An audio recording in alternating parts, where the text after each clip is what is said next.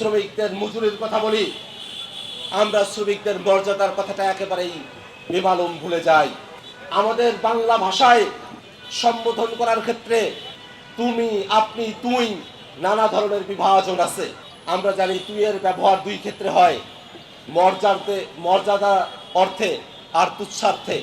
কিন্তু আমরা খেয়াল করে দেখি আমাদের মালিকেরা তো আমাদের শ্রমিকদের সাথে তাদের মর্যাদাপূর্ণ ঘনিষ্ঠত্বের কোনো সম্পর্ক থাকে না।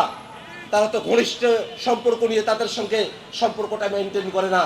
যখন মালিকেরা শ্রমিকদেরকে তুই সম্বোধন করে তখন তারা ঘনিষ্ঠার্থে করে না, তখন তারা তুচ্ছার্থেই তাদের শ্রমিকদেরকে তুই বলে সম্বোধন করে।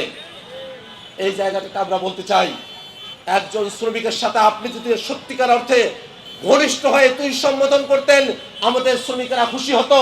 কিন্তু যেহেতু তুচ্ছার্থে তুই সম্বোধন করা হয়, সে কারণে আমাদের শ্রমিকরা তাদের মর্যাদাটা পায় না। শ্রমিকদেরকে তুচ্ছার্থে তুই সম্বোধন করা চলবে না, শ্রমিকদেরকে মর্যাদা দিতে হবে। সম্বোধনের ক্ষেত্রে, তাদেরকে ডাকার ক্ষেত্রে, আহ্বান করার ক্ষেত্রে, তাদের সাথে যে কোনো কথা বলার ক্ষেত্রে সম্মানের সাথে শ্রমিকদের সাথে কথা বলতে হবে, শ্রমিকদের মর্যাদাকে নিশ্চিত করতে হবে। আমরা যখন স্বাধীনতা যুদ্ধে অংশগ্রহণ করেছিলাম তখন আমরা মানবিক মর্যাদার কথা বলেছিলাম।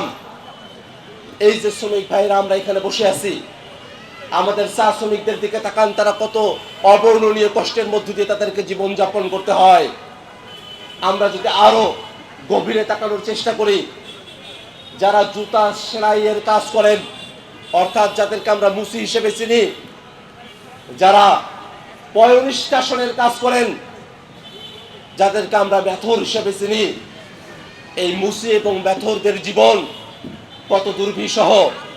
আমরা এখনো শুনি বাংলাদেশের কিছু জায়গা আছে যেখানে মুসি এবং মেথরদেরকে হোটেলের মধ্যে প্রবেশাধিকার দেওয়া হয় না।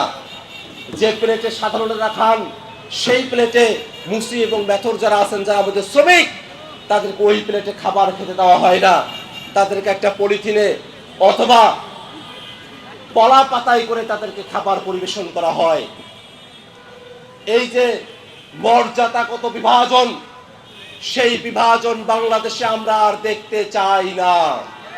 এক্ষেত্রে বাংলাদেশের রাষ্ট্রীয় কাঠামোতে যারা আছেন তাদের বাইরে বাংলাদেশের আপামর জনতার কাছে আমাদের অনুরোধ থাকবে, যারা পয়ঃনিষ্কাশনের কাজ করে, আমাদের জুতা সেলাই করে, আমাদেরকে স্বাচ্ছন্দ্যে বাস করার সুন্দর একটা পরিবেশ দেওয়ার যারা চেষ্টা করেন, তাদের মর্যাদা ক্ষুণ্ণ করা হয় এমন কোন কাজ বাংলাদেশের মানুষেরা সামনের দিনে আর করবে না।